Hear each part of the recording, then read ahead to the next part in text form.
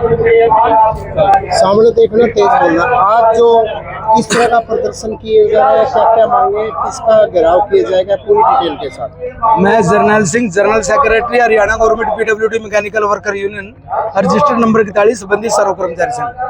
आज हम पूरे हरियाणा के तीनों विभागों के कर्मचारी, PWD public health, PWD B&R और सिंचाई विभाग, तीनों विभागों के कर्मचारी माननीय लोक निर्माण विभाग के मंत्री हैं जो रणवीर गंगवा, उनके कैंप कार्यालय के ऊपर प्रदर्शन करने के लिए आए हैं। प्रदर्शन का मुख्य कारण है रैशनलाइजेशन के नाम पर तीनों विभागों को ये सरकार समेट रही है। पीडब्ल्यूडी B&R के अंदर 14,336 कर्मचारी पिछले दशकों से थे, लेकिन आज इन्होंने कहा कि हमें मात्र 6,000 स्टाफ अधिकारियों की और कर्मचारियों की जरूरत है। आधे से ज्यादा पद समाप्त कर दिए और फील्ड के तो ज्यादातर पद समाप्त कर दिए। यानी कि एक ऐसा विभाग जहां आम आदमी को सेवाएं मिल जाती थी, तो वहां पर बिल्कुल पद समाप्त करके बेरोजगारी को बढ़ावा दिया जा रहा है। ये मांग सिर्फ कर्मचारियों की नहीं बल्कि युवाओं की भी मुख्य तौर पर मांग है। सिंचाई विभाग के अंदर 19,682 पद थे, वो समाप्त करके इन्होंने मात्र 12,000 पदों के ऊपर रख दिया है। ये कह रहे हैं कि हमें नहरों के संचालन के लिए बेलदार कैनाल गार्ड की जरूरत नहीं है, हम ठेके के ऊपर देंगे, जिसके अंदर से भारी बू आ रही है कि भ्रष्टाचार कितना होगा इसके अंदर। विभागों को चलाने के अंदर ये पूरी तरह से कानूनी काट रहे हैं कि विभागों को पूरी तरह से निजीकरण कर दिया जाए। मुख्य मांग है जॉब वर्क की। सरकार ढिंडोरा पीट रही है कि हम 1,20,000 लोगों को जॉब सिक्योरिटी दे रहे हैं, लेकिन इन तीनों विभागों के अंदर जॉब सिक्योरिटी के 1-2 विभाग के अंदर लेटर तो जारी किए गए, लेकिन आज तक जॉब सिक्योरिटी उनके ऊपर लागू नहीं की गई और लगातार उसको टरकाया जा रहा है। हमारी मांग है कि तमाम कच्चे कर्मचारी पक्के हो। इसके अतिरिक्त और जो कर्मचारियों की बहुत सारी मांगे थी, चाहे वो सेवा नियमों में संशोधन की मांग थी, चाहे वो LTC 2020-23 की भी इन विभाग के कर्मचारियों को अभी तक अदा नहीं हुई है, उसकी मांग है। और दूसरी मुख्य मांग है कि लगातार आबादी के बढ़ते हुए जनता बढ़ रही है, विभागों का कार्य बढ़ रहा है। हमारी मांग यह है कि नए पद सृजित हों, ये मांगे हैं। हमने बार बार पत्राचार किया माननीय मंत्री को, बातचीत तक का हमें समय नहीं दिया गया, बातचीत नहीं सुन रहे और लगातार पूरी तानाशाही के साथ अपनी नीतियों को लागू कर रहे हैं, जिसका आज विरोध करने के सिवाय हमारे पास कोई चारा नहीं है। और हम आज ये दर्शाने के लिए आए हैं कि या तो हमें सुना जाए, और यदि आज हमें नहीं सुना गया तो हम अगले आंदोलन के रूप में जनता के बीच में जाएंगे, इस सरकार की पूरी कार्य प्रणाली की पोल खोलेंगे, हर घर जाएंगे, बेरोजगारों को बताएंगे कि किस तरह की मान सरकार की पॉलिसी है। तो ये हमारा कार्यक्रम आगे रहेगा। आज किस तरह का प्रदर्शन रहेगा? आज हम यहाँ से प्रदर्शन करते हुए, आज हजारों की संख्या के अंदर कर्मचारी आए हैं। हम कैंप कार्यालय यानी कि मंत्री जी के निवास के ऊपर जाएंगे और वहाँ देखते हैं, अगर मंत्री जी पॉजिटिव रूप से हमें बातचीत का समय देते हैं, हमारी सुनते हैं, ठीक है, वरना वहाँ हम एक शब्द प्रदर्शन वहाँ पर करेंगे और उस प्रदर्शन के बाद वहीं हम अगला आंदोलन का फैसला लेंगे। आपका नाम और पद? जी, नाम और पद? मैं जर्नैल सिंह, महासचिव, Haryana government PWD mechanical worker union.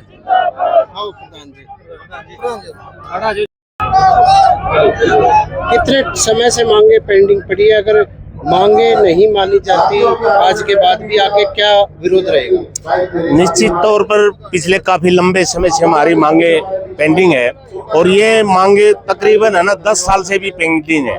जब तक ये सरकार आई, आते ही हमने विभाग के तीनों विभागों के मुखियाओं को पत्र लिखा, माननीय मुख्यमंत्री महोदय को पत्राचार किया, लेकिन उन्होंने कोई सुनाई नहीं की और भाईचारे को आपस में फूट डालने का काम किया। उन्होंने अपनी पार्टी की कुछ लोगों को नेतृत्व देने की बात की और कर्मचारियों को भ्रामक सत्य प्राप्त की।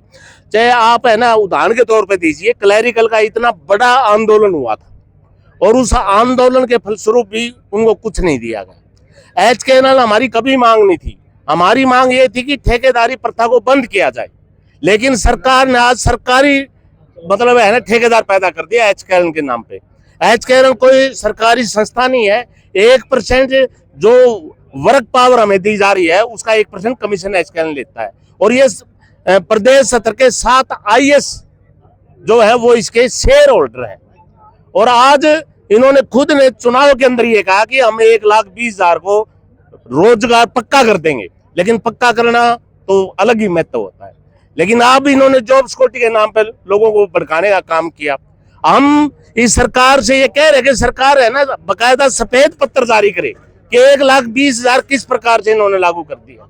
14,000 से प्लस हमारे महकमा जन स्वास्थ्य में कार्यरत है कर्मचारी, लेकिन आज तक एक भी कर्मचारी को जॉब सिक्योरिटी नहीं दी गई है। 1700 से ज्यादा कर्मचारी 2006 से टर्म अपॉइंटी हमारे काम कर रहे हैं, उनको भी इन्होंने जॉब सिक्योरिटी नहीं दी है। अभी तक कोई विचार इन्होंने नहीं किया है। उनकी 23,900 की फाइल चलाई, इन्होंने कहा डीसी रेट बंद करके हम एक पूरे हरियाणा के अंदर एक रेट तय करते हैं, लेकिन आज वो 23,900 की फाइल भी कुंडली मार के मुख्यमंत्री से स्वीकार होने के बावजूद लागू नहीं की है। हम मांग करते हैं कि जब तक उन सभी कर्मचारियों को पॉलिसी बनाकर रेगुलर किया जाए और जब तक उनको नियमित नहीं किया जाता तो उनको सेवा सुरक्षा दी जाए।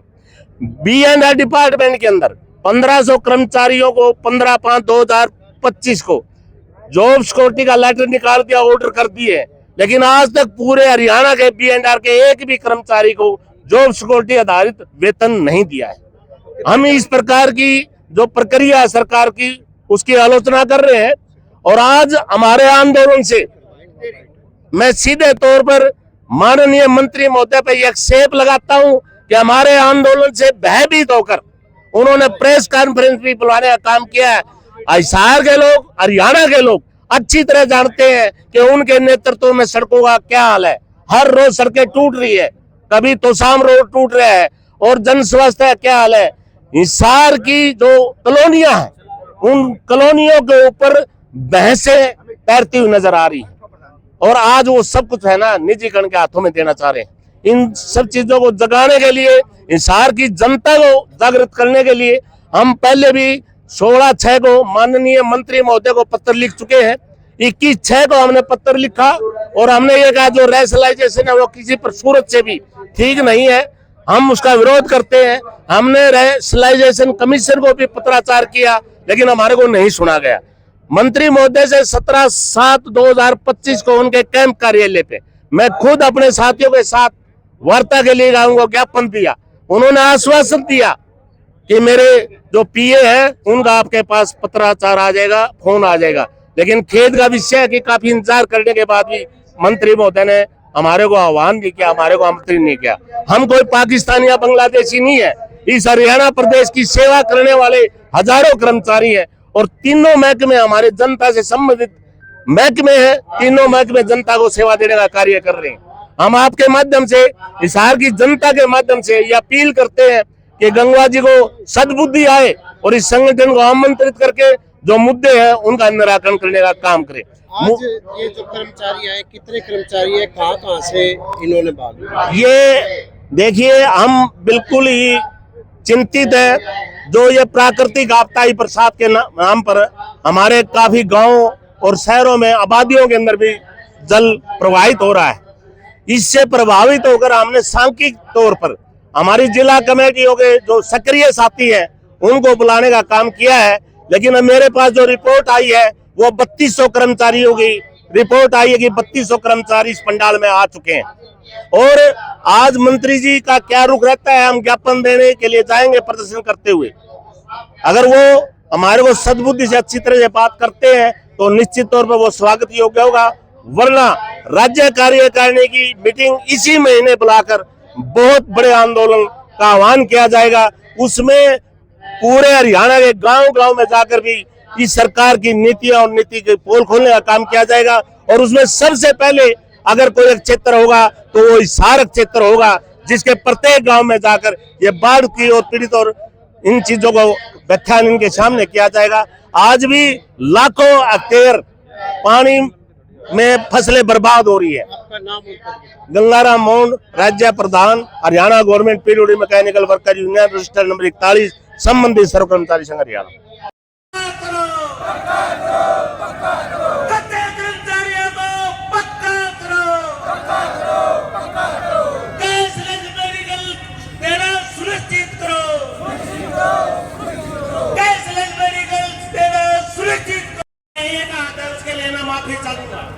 Haryana government PWD mechanical worker union जिंदाबाद,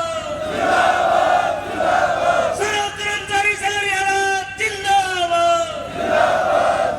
के मंत्री के समक्ष हम साथी करने जा रहे हैं, इसकी अध्यक्षता करने राज्य प्रधान साथी